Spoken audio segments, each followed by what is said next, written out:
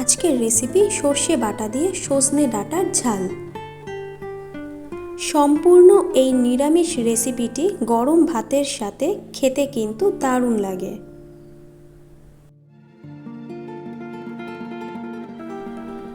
ডাঁটাগুলোর খোসা ছাড়িয়ে কেটে ভালোভাবে ধুয়ে নিয়েছি। লম্বা করে আলু কেটে নিয়েছি। কড়াই গরম করে দিয়ে দিলাম সর্ষের তেল। তেল গরম হয়ে এসেছে, এবার আমি 5-6টা মতো বড়ি ভেজে নেব। আপনারা এই রান্নাটা বড়ি ছাড়াও করতে পারেন। লাল করে ভেজে তুলে নিলাম। একই কড়াইয়ের মধ্যে দিয়ে দিলাম 5 ফোড়ন। 5 ফোড়নটা একটু ভেজে নেব। মিষ্টি গন্ধ ছাড়ছে, দিয়ে দিলাম আলুগুলো ভালোভাবে ভেজে নেব। আলুগুলো যাতে একটু সেদ্ধ হয়ে যায় ওই জন্য ঢাকা দিয়ে আমি ভেজে নিলাম। আলুটা কিন্তু প্রায় 50% মতন সেদ্ধ হয়ে গেছে।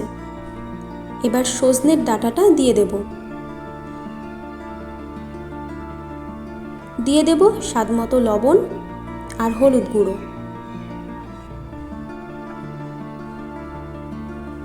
এবার গ্যাসের ফ্লেম মিডিয়ামে করে ডাঁটাগুলো কিছুক্ষণ ভেজে নেব।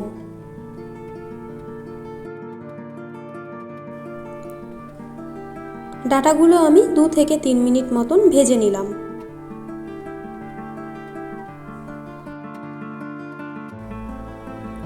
এবার দিয়ে দেব সর্ষে আর কাঁচা লঙ্কা বাটা। আমি সর্ষে আর কাঁচা লঙ্কাকে একসাথে বেটে রেখেছিলাম।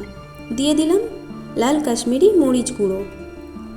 আপনারা সাদা সর্ষের বদলে কালো সর্ষেও ব্যবহার করতে পারেন। এবার আমি 1 মিনিট মতন ভেজে নেব। সর্ষে দিয়ে কিন্তু বেশি ভাজবার দরকার নেই, তাহলে তেতো হয়ে যেতে পারে। এবার দিয়ে দেব জল।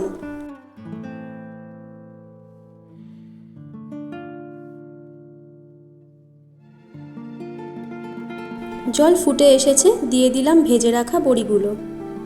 ভালোভাবে মিশিয়ে নিয়ে ঢাকা দিয়ে রেখে দেব। 5 মিনিট বাদে ঢাকনাটা তুলে নিলাম। দিয়ে দিলাম সামান্য চিনি। ভালোভাবে মিশিয়ে নেব। আবারও 2 থেকে 3 মিনিটের জন্য ঢাকা দিয়ে রাখব। 3 মিনিট বাদে ঢাকনাটা তুলে নিলাম। ব্যাস রেডি হয়ে গেছে আমাদের সর্ষে বাটা দিয়ে সজনের ডাঁটার ঝাল।